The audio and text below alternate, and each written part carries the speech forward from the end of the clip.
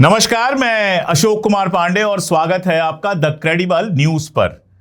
तो हालत यह है कि भारतीय जनता पार्टी के अंदर भगदड़ जैसी मची हुई है। नहीं, सत्ता है इसलिए कोई पार्टी छोड़ के नहीं जा रहा है, लेकिन जिस तरह से करप्शन के लगातार आरोप लगे हैं, और सिर्फ आरोप लगे नहीं हैं, करप्शन के मामले जिस तरह से सामने आ रहे हैं, भारतीय जनता पार्टी भले पैसे खर्च करके विधायक और सांसद खरीद के किसी तरह से पूर्ण बहुमत तक पहुंचने की कोशिश कर रही हो, ये ऑपरेशन वो ऑपरेशन चला रही हो, लेकिन पार्टी के अंदर एक खलबली सी दिखाई दे रही है। जो सूट बूट की सरकार कहा करते थे राहुल गांधी, वो लूट लूट की सरकार हो गई है, ये बहुत साफ दिखाई दे रहा है।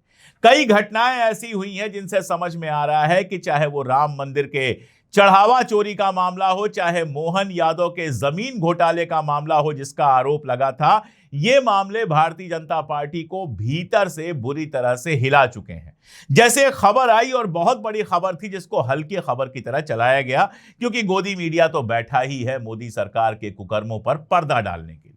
भूपेंद्र यादव, आप जानते हैं, केंद्रीय पर्यावरण, वन और जलवायु परिवर्तन मंत्री हैं और केंद्रीय मंत्री हैं, कैबिनेट मिनिस्टर हैं भूपेंद्र यादव जी, और ये अमित शाह जी के बहुत करीबी माने जाते हैं। अभी हाल में अमित शाह जी के साथ एक तस्वीर भी उनकी आई थी जिसमें मोदी के एक पेड़ मां के नाम अभियान के तहत पौधा लगा रहे थे। वैसे हसदेव जो अरण्य है, हसदेव जो जंगल है झारखंड का, वहां पर लाखों पेड़ों को काटने की इजाजत देने के बाद यह पेड़ लगाने का जो नाटक चल रहा है वो खुद बताता है कि भाजपा सरकार की नीतियां क्या हैं। लेकिन अभी जिस खबर की बात हो रही है उस खबर पर बात करते हैं।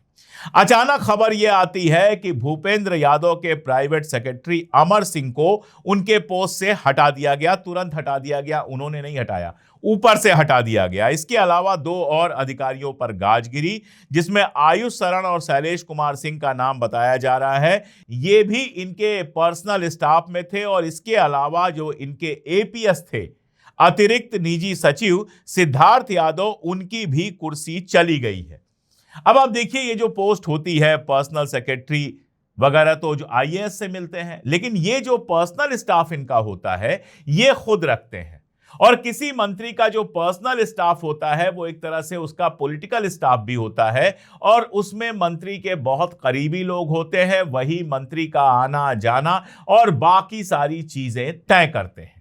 अब भूपेंद्र यादव के अगर पर कतरे गए हैं, अगर इतने सारे उनके करीबी लोगों को अचानक हटा दिया गया है, तो ये कोई साधारण घटना नहीं है। मंत्रालय के 3 जुलाई 2026 के ऑर्डर से आया, और ये आप समझिए कि भूपेंद्र यादव के सामने एक सवालिया निशान की तरह खड़ा हो गया कि आखिर उनके करीबी लोगों को क्यों हटाया गया।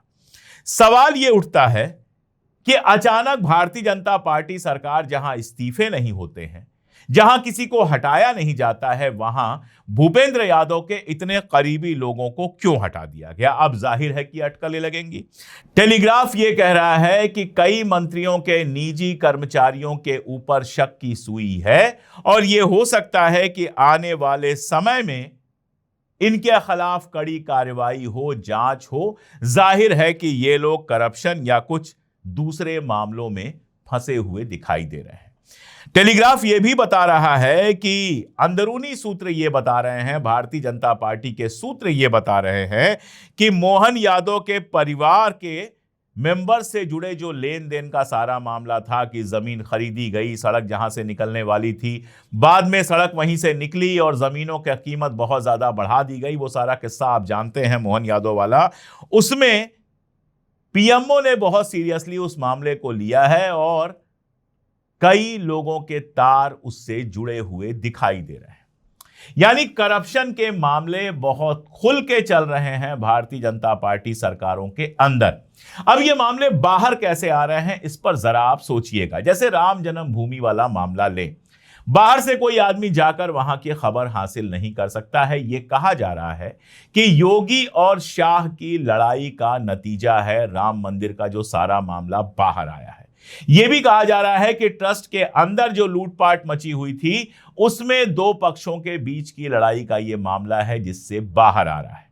यानी भारतीय जनता पार्टी के लोग ही भारतीय जनता पार्टी के कारनामों को बाहर ला रहे हैं। वरना जिस तरह का आयरन कर्टेन है, आप मुख्यमंत्रियों के दफ्तरों में नहीं जा सकते, आप राम जन्मभूमि ट्रस्ट के मंदिर के ऑफिस में नहीं जा सकते, तो आपके पास कहां से कोई सबूत मिलेगा। और पत्रकार इतने डरे हुए हैं कि अपने दम पर कोई ऐसा सच मिल भी जाए तो उसको वो पब्लिक नहीं करेंगे, दबा जाएंगे। गोदी मीडिया नहीं, दूसरे पत्रकार भी डरे हुए हैं, उस डर को मैं समझता हूं। यानी बहुत साफ है कि भारतीय जनता पार्टी के अंदर ही टांग खिंचाई कार्यक्रम पूरे जोरों से चल रहा है। लूट तो मची हुई है, इसमें कहीं कोई दो राय नहीं है कि लूट मची हुई है। सीएजी की रिपोर्ट्स देख लीजिए, करप्शन के आरोप देख लीजिए, हर जगह लूट जबरदस्त मची हुई है। आप सोचिए कि पुणे से मुंबई को जोड़ने के लिए मिसिंग लिंक बनता है, हजारों करोड़ खर्च होते हैं, कई करोड़ तो केवल प्रचार में खर्च हो जाते हैं, रील बनवाने में खर्च हो जाते हैं, इन्फ्लुएंसर रील बनाते हैं और उससे सरकार प्रचार करती है, उनको पेमेंट करती है, और बारिश होती है और सी लिंक बंद हो जाता है। वो जो मिसिंग लिंक है, सॉरी सी लिंक नहीं, मिसिंग लिंक जो है वो बंद हो जाता है। दिल्ली मुंबई हाईवे बनता है, एक्सप्रेसवे बनता है, बड़ा शोर मचता है, बारिश होती है, उस पर गड्ढे हो जाते हैं। अयोध्या में भी राम मंदिर के सामने की जो सड़क बनी है, जिसको राम पथ का नाम दिया गया है, पिछले साल बारिश हुई थी और उसमें 9 गड्ढे हो गए थे। ये तो वो हैं जो हमको नंगी आंख से दिखाई दे रहे हैं, इसके अलावा कितने खेल हो रहे हैं आप सोच भी नहीं सकते। मध्य प्रदेश से ऐसे ऐसे मामले आए हैं, एक बर्तन खरीदी का मामला आया था जिसमें थाली और चम्मच जो है वो हजारों रुपए के खरीदे गए थे। जो 2 रुपए और 10 रुपए और 50 रुपए की चीजें थी वो हजारों रुपए में खरीदी गई थी। असम से करप्शन के मामले आए हैं, तो लूट तो खुल के चल रही है, इसमें तो कहीं कोई दो राय है नहीं। अभी तक ये लूट के मामले दब जा रहे थे, अब ये लूट के मामले खुल रहे हैं, जनता में चर्चा हो रही है और इमेज खराब हो रही है। यही वजह है कि आप देखते हैं भूपेंद्र यादव के स्टाफ को हटाया गया है, बल्कि कहा यह जा रहा है कि कई मुख्यमंत्रियों को भी अपनी कुर्सी छोड़नी पड़ सकती है। अभी तक तो यह है कि आप आरोप लगाते रहिए, कोई फर्क किसी पे नहीं पड़ता है, लेकिन अब जिस तरह का शोर मच रहा है, कहा यह जा रहा है कि कई मुख्यमंत्रियों और मंत्रियों को अपनी कुर्सी छोड़नी पड़ सकती है। और मंत्रियों का तो बिल्कुल क्लियर है, मंत्रालय में मानसून सत्र के पहले फेरबदल होना है। और देखिए, मानसून सत्र सरकार के लिए बहुत मुश्किल होने वाला है। इकोनॉमी पर सवाल उठेगा, पेट्रोल डीजल गैस की प्राइस मार्केट रेट के इंटरनेशनल रेट के बढ़ने पर बढ़ाई गई थी, घटने पर घटाई क्यों नहीं गई, यह सवाल उठेगा। लेकिन सबसे बड़ा सवाल उठेगा राम मंदिर लूट का, क्योंकि राम मंदिर का जो ट्रस्ट है वो सेंट्रल गवर्नमेंट का बनाया हुआ है और उसमें सारे आरएसएस के लोग हैं। राम मंदिर की प्राण प्रतिष्ठा नरेंद्र मोदी ने की है, इसलिए राम मंदिर के चढ़ावा चोरी का सवाल निश्चित तौर पर उठेगा संसद के अंदर जब मानसून सत्र होगा। और इधर सरकार तैयारी कर रही है कि मानसून सत्र से पहले मंत्रालय में, मंत्रिमंडल में एक बड़ा फेरबदल हो। सुबह सुबह दैनिक भास्कर ने सूत्रों के हवाले से खबर चलाई थी कि राजनाथ सिंह का कैबिनेट से जाना लगभग तय है। यानी जब से एनडीए सरकार रही है, चाहे अटल बिहारी वाजपेयी की सरकार हो, चाहे मोदी की सरकार हो, राजनाथ सिंह लगातार केंद्रीय मंत्री रहे हैं। मुझे याद है अटल बिहारी वाजपेयी के समय ये केंद्रीय कृषि मंत्री हुआ करते थे, उसके बाद गृह मंत्री बने जब मोदी की पहली सरकार थी, 2 सरकारों से रक्षा मंत्री हैं।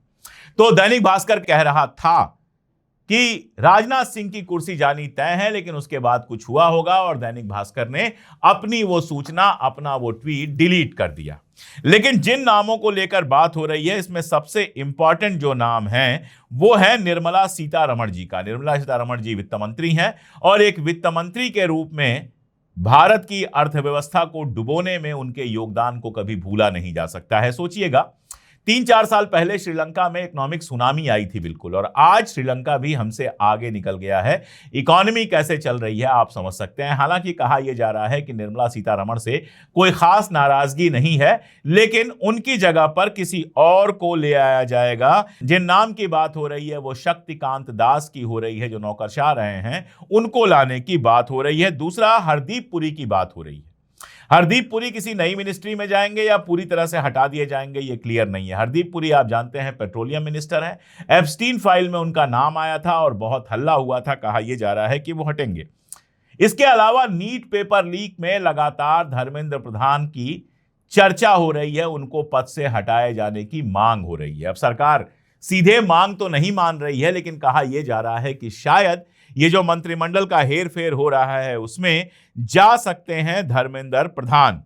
ये भी हो सकता है कि उड़ीसा में जो मुख्यमंत्री बनाए गए थे मोहन मांझी, उनको हटाया जाए और उनको हटाकर धर्मेंद्र प्रधान को उड़ीसा का मुख्यमंत्री बनाया जाए। इसके अलावा पंकज चौधरी केंद्रीय वित्त मंत्री और यूपी बीजेपी के प्रदेश अध्यक्ष हैं, तो उनसे भी एक पद यानी मंत्री का पद छीना जा सकता है। यही हाल हर्ष मल्होत्रा का होगा, जो दिल्ली बीजेपी के अध्यक्ष भी हैं और मिनिस्टर भी हैं, तो कहा जा रहा है कि मिनिस्ट्री इनसे छीन ली जाएगी। वैसे तो कोई भी सरकार होती है तो मंत्रालय में फेरबदल करती है, लेकिन ये जो नाम आए हैं, इन नामों के साथ जितने विवाद जुड़े हैं, उनको देखकर लग रहा है कि ये फेरबदल कोई रूटीन फेरबदल नहीं है। भारतीय जनता पार्टी सरकार भ्रष्टाचार के चलते परेशान है, भ्रष्टाचार के आरोपों के चलते परेशान है। अब आप देखिए, जितने भ्रष्टाचारी थे सबको तो चुन चुन के आपने अपनी पार्टी में ले लिया, ईडी का डंडा दिखाकर, सीबीआई का डंडा दिखाकर, इनकम टैक्स का डंडा दिखाकर, और फिर आप ये उम्मीद करें कि भ्रष्टाचार ना हो, ये तो असंभव है। और जब अडानी को, अंबानी को लूट की खुली छूट मिली हुई है, तो मंत्री संतरी अपना खजाना क्यों नहीं भरेंगे? इस सवाल का भी कोई जवाब नहीं है। तो भ्रष्टाचार तो रुकने वाला नहीं है, लेकिन लग ऐसा रहा है कि कम से कम राम मंदिर चढ़ावा चोरी का मामला भारतीय जनता पार्टी को बहुत भारी पड़ रहा है और उनके समझ में आ रहा है कि यह सिर्फ चैनलों और विपक्ष का मामला नहीं रह गया है। जनता लगातार इस पर सवाल उठा रही है, जिसका असर यूपी चुनाव पर दिखाई पड़ सकता है। ये फिलहाल अपडेट्स हैं, आगे जो होगा मैं लगातार अपडेट करता रहूंगा। द क्रेडिबल न्यूज को जरूर सब्सक्राइब कर लीजिए। यहां पर लगातार मैं नए वीडियोस, बातचीत, एक्सक्लूसिव मटेरियल्स लेकर आता रहूंगा। आप जुड़ेंगे, आप हमें ताकत देंगे, चैनल को सब्सक्राइब करेंगे तो हमारी हिम्मत और बढ़ेगी। आज के लिए इतना ही, बहुत शुक्रिया।